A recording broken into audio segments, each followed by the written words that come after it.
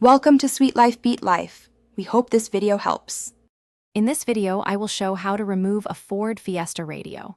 First, gather your essential tools, which typically include plastic trim removal tools and a Phillips head screwdriver.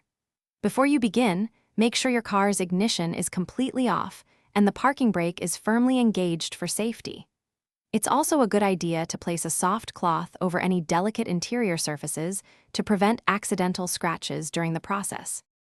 Next, use your plastic trim removal tools to carefully pry away the surrounding trim panels. Start from an edge and gently work your way around, releasing the clips. Once the trim is off, you'll see the screws holding the radio unit. Use your screwdriver to remove these screws, typically 4 of them. Remember to keep these screws in a safe place so they don't get lost. With the screws removed, you can now gently pull the radio unit forward from its housing. This will give you access to the various wiring harnesses and the antenna cable at the back.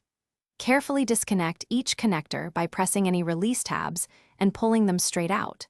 Take your time to ensure all cables are completely free before you attempt to fully extract the radio unit from the dashboard. After removing the radio, take a moment to inspect all the removed components for any signs of damage or wear. If you plan to reinstall the original radio or store it, keep all parts, including screws and trim, in a safe, organized place. Remember to check the description for a link to the Echo Dot smart speaker and other great deals.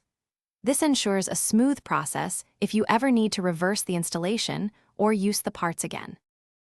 Thanks for watching. Consider subscribing if we helped you.